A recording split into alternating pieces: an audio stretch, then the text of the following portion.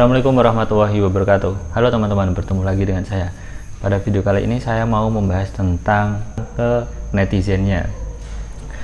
Karena netizen itu yang tanpa foto profil dan berkomentar seenak jidatnya, ngomong sesuka hati, ngatain ini itu, suruh datengin, dan ada juga yang beraninya komentar di YouTube. Padahal dia sendiri kan komentar di YouTube. Tapi dia melarang-larang orang untuk berkomentar di YouTube. Itu aneh sekali bagi saya. Dan begini teman-teman, kita boleh mengidolakan seseorang, tapi kita harus tetap menggunakan akal pikiran sehat kita.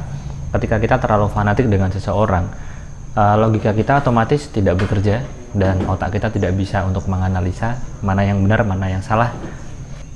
Ketika sesuatu yang dibungkus agama kemudian ketahuan membuat pembodohan dan masih tetap saja dibela, otomatis di luar sana nanti akan banyak orang juga yang membuat seperti itu. Orang yang tidak tahu apa-apa kemudian membungkus dirinya dengan agama, dengan sorban dan macam-macam, kemudian nanti mulai ada fan-nya, dia semakin seenaknya sendiri, padahal di luar sana yang dirugikan sebenarnya kan banyak sekali.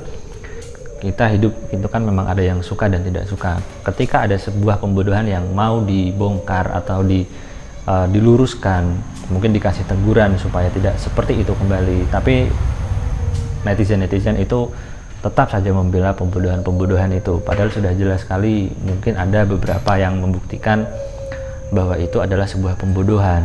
Nah, seolah di sini di Indonesia, ketika seseorang sudah dibalut dengan agama, kita itu tidak boleh komentar walaupun itu menunjukkan kebenaran.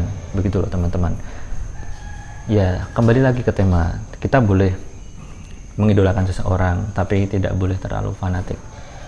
Karena ketika kita fanatik dengan seseorang, otomatis otak kita tidak bisa untuk menganalisa. Apapun yang terjadi, idola kita harus menang walaupun itu salah.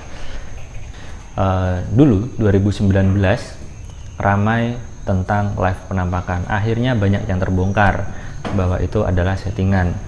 Kemudian di 2020 ini gerebek dukun, dan ada juga yang terbongkar bahwa itu settingan.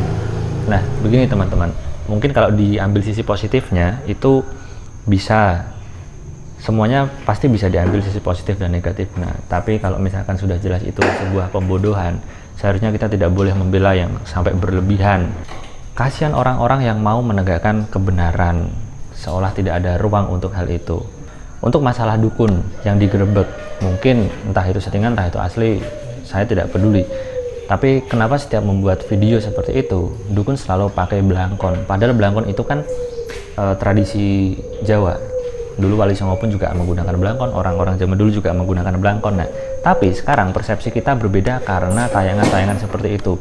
Ketika sekarang orang menggunakan belangkon, pasti dikiranya dukun, dan persepsinya jelas buruk.